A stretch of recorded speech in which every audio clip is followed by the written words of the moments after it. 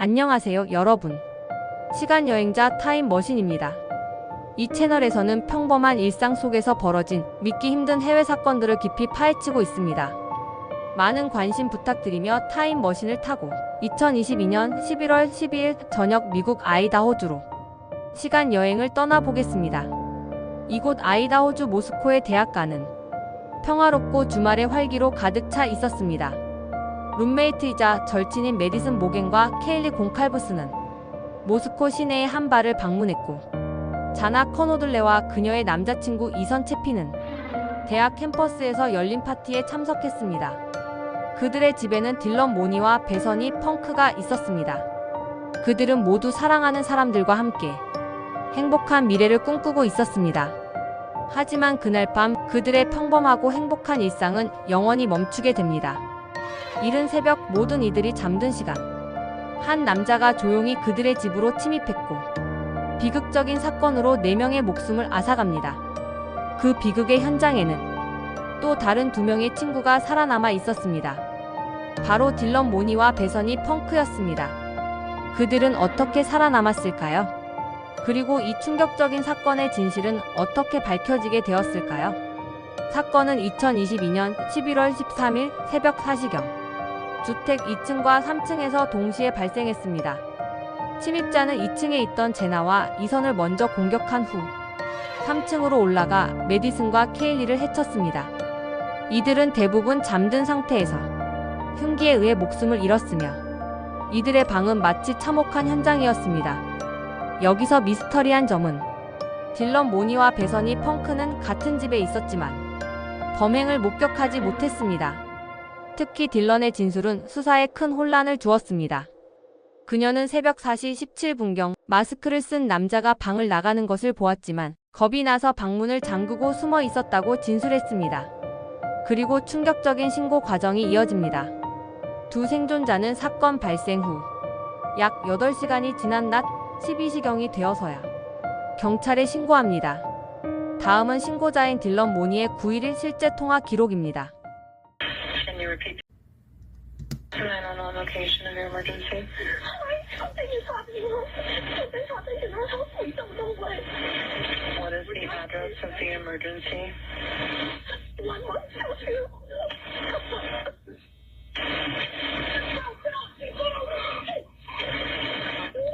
Can you repeat Can you repeat the rest of the address? Oh, Kings Road. Okay. And is that a house or an apartment? It's a house.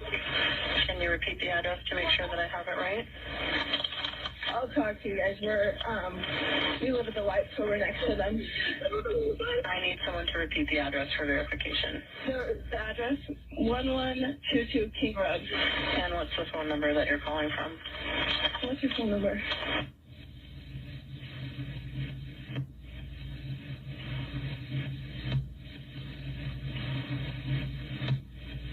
And tell me exactly what's going on. One of the roommates has passed out, and she was drunk last night, and she's not waking up. Okay. Oh, and they saw some man in their house last night. Yeah. And are you with the patient? Okay, I need someone to keep the phone, stop passing it around. Can I just tell you what happened pretty much? What is going on currently? Is someone passed out right now? I don't really know, but pretty much at 4 a.m. Okay, I need to know what's going on right now if someone is passed out. Can you find that out? Yeah, I'll come. Come on, but we gotta go check. But we have to.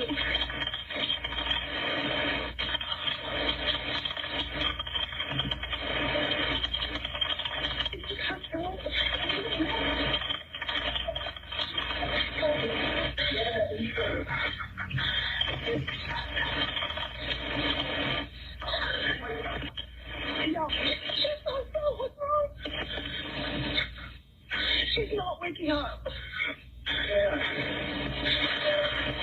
Okay, one moment. I'm getting help started that way. Okay, thank you.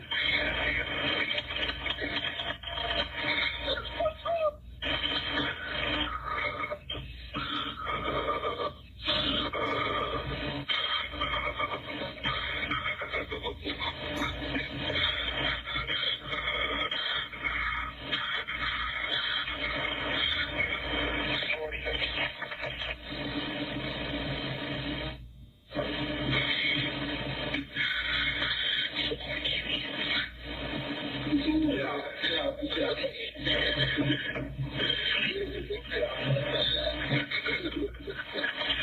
and how old is she? She's 20. 20, you said? Yes, 20. Here's one. Okay. Hello? Hello? Okay, I need someone to stop passing the phone around because I've talked to 4 different people. Hey, sorry, they just gave me the phone. Is she breathing? Hello? Is she breathing? No. Okay.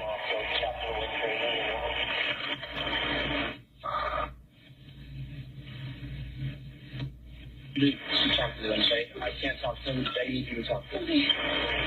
Hello. Okay.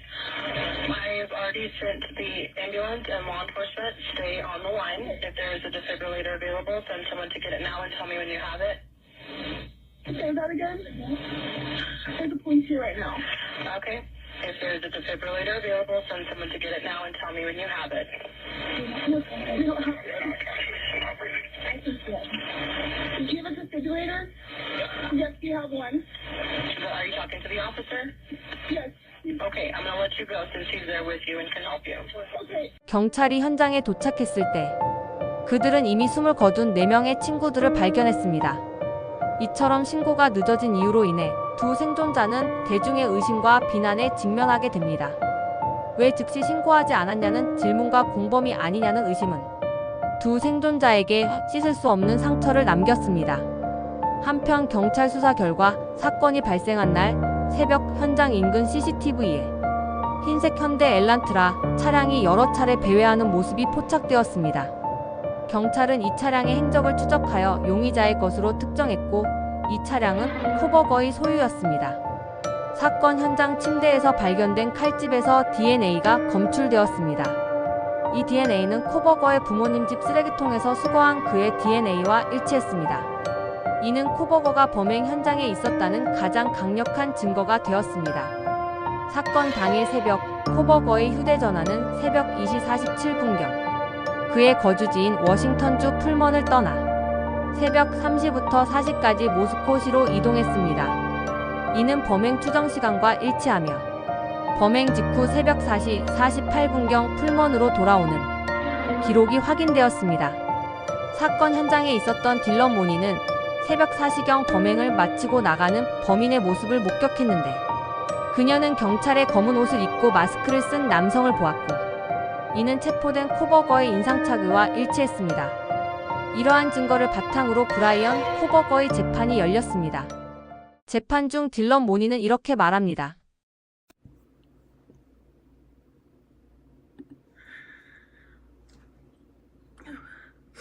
Thank you, Your Honor. What happened that night changed everything. Because of him, 4 beautiful, genuine, compassionate people were taken from this world for no reason.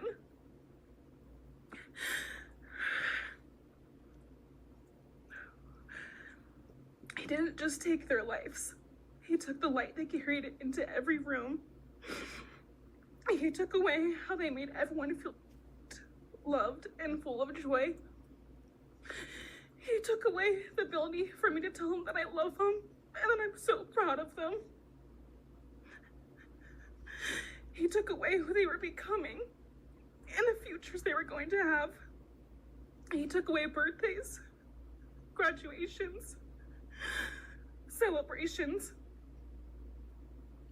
and all the memories that we were supposed to make. All of it is gone. And all the people who loved them are just left to carry that weight forever. He didn't just take them from the world. He took them from me, my friends, my people who felt like my home, the people I looked up to and adored more than anyone. He took away my ability to trust the world around me. What he did shattered me in places I didn't know could break. I was barely 19 when he did this. We had just celebrated my birthday at the end of September. I should have been figuring out who I was.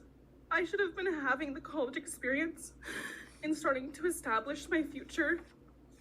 Instead, I was forced to learn how to survive the unimaginable. I couldn't be alone.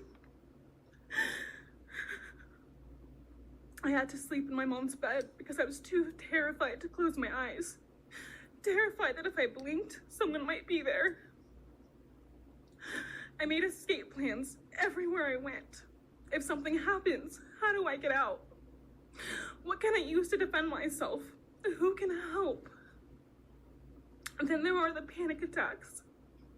The kind that slam into me like a tsunami out of nowhere. I can't breathe. I can't think.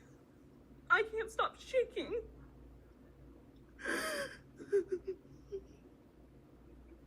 All I can do is scream because the emotional pain and the grief is too much to handle.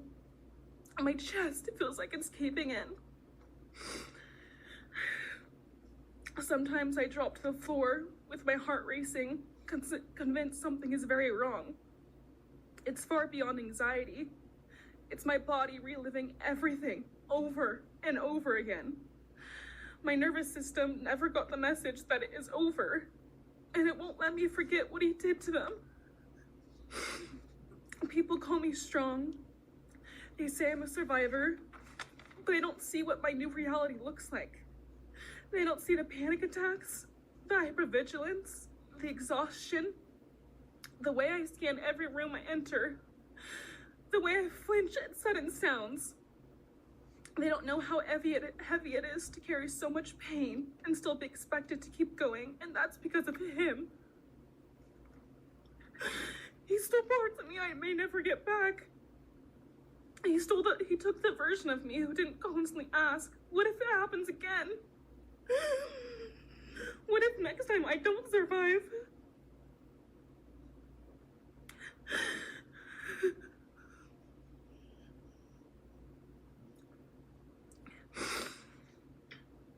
He may have shattered parts of me, but I'm still putting myself back together. Piece by piece, I'm learning how to live in this new version of life. It is not easy. It hurts, but I'm still trying. Still trying, and I'm not trying just for me. I'm trying for them, my friends. About a year ago, I had a dream about them. I got to say goodbye. I told them I won't be able to see you again, so I need to tell you goodbye. They all kept asking why, and all I could say was, I can't tell you, but I have to. When I woke up, I felt shattered and heartbroken, but also strangely grateful. Like maybe in some way that dream gave us the goodbye we never got. Still, no dream can replace them, and no goodbye will ever feel finished. He is a hollow vessel, something less than human. A body without empathy, without remorse. He chose destruction. He chose evil. He feels nothing. He tried to take everything from me. My friends, my safety, my identity, my future. He took their lives, but I will continue trying to be like them, to make them proud. Living is how I honor them. Speaking today is to help me find some sort of justice for them. And I will never let him take that from me. He may have taken so much from me, but he will never get to take my voice. He will never take the memories I had with them. He will never erase the love we shared, the laughs we had, or the way they made me feel seen and whole. Those things are mine. They are sacred, and he will never touch them. I get to feel sadness. I get to feel rage. I get to feel joy even when it's hard. I get to feel love even when it hurts. I get to live. And while I will still live with this pain, at least I get to live my life. He will stay here, empty, forgotten, and powerless. 이어서 배선이 펑크 대신 대리인이 진술문을 낭독합니다. 나는 여전히 무슨 일이 일어났는지 모르고 911에 즉시 전화하지 않은 것에 대해 많은 후회와 죄책감을 가지고 있다. 소셜미디어는 상황을 훨씬 더 악화시켰고, 낯선 사람들은 자신을 즐겁게 하기 위해 이야기를 지어냈다. 언론은 나뿐만 아니라 내 가족도 괴롭혔다. 사람들이 우리 집에 나타났고 나, 부모님, 다른 가족 구성원에게 전화를 걸었고, 내가 여전히 감정적으로 살아남기 위해 노력하고, 친구를 잃은 슬픔을 슬퍼하는 동안 우리를 쫓겼다. 나는 여전히 매일 이것에 대해 생각한다. 왜 나인가? 왜 내가 살게 되었고 그들이 아니었을까? 오랫동안 나는 죄책감에 시달리지 않고는 그들의 가족들을 볼 수조차 없었다. 정말로 떠나지 않는 두려움을 느꼈지만 친구들을 위해 살도록 그 날을 상기한다. 내가 하는 모든 일은 그들을 염두에 두고 한다. 나는 그들이 내 삶을 최대한으로 계속 살기를 원할 것이라는 것을 안다. 이들의 고통은 비난이 아닌 위로와 공감이 필요한 부분이었습니다. 아무도 그들이 겪었을 공포를 완벽하게 이해할 수는 없을 것입니다. 이들의 용기 있는 고백이 그들에게 씻을 수 없는 죄책감을 조금이나마 덜어주었기를 바랍니다. 브라이언 코버건은 체포 이후에도 묵비권을 행사하며 범행 동기를 밝히지 않았습니다. 재판이 진행되는 내내 그는 침묵했습니다. 하지만 유가족들은 그에게 용서할 수 없는 죄를 물으며 절규했습니다. 특히 메디슨 모겐의 아버지, 벤 모겐은 그날 밤의 모든 것은 악몽이었고 그 악몽은 평생 이어질 것입니다 라고 말하며 깊은 슬픔을 드러냈습니다. 케이리 곤칼브스의 아버지, 스티브 곤칼브스는 당신은 쓰레기 같은 인간이다 라고 외치며 코버거를 향한 격렬한 분노를 표출했습니다. 이선 채핀의 어머니, 스테이시 채핀은 나의 사랑스러운 아들 이선은 다른 3명의 친구들과 함께 하늘로 떠났습니다 라고 담담하게 말하며 아들에 대한 그리움을 전했습니다. 결국 브라이언 코버건은 사형 선고를 피하려고 유죄 인정 합의를 선택했습니다. 그는 유죄를 인정하고 항소 권리를 포기하는 대신 가석방 없는 종신형을 선고받으며 사건을 마무리했습니다. 그의 선택은 진실 규명에 대한 희망을 꺾었지만 동시에 오랜 법정 공방으로 인한 불확실성을 끝냈다는 복잡한 의미를 남겼습니다. 비극적인 이유가 밝혀지지 않은 채 이 사건은 영원한 미스터리로 남게 될지도 모릅니다. 하지만 한 가지 분명한 것은 이 사건은 4명의 피해자뿐만 아니라 2명의 생존자와 유가족들에게도 지울 수 없는 깊은 상처를 남겼다는 것입니다. 그들의 아픔이 조금이나마 치유되고 평화로운 삶을 되찾기를 진심으로 바라며 시간 여행을 마치겠습니다. 구독과 좋아요, 댓글은 다음 영상 제작에 큰 힘이 됩니다.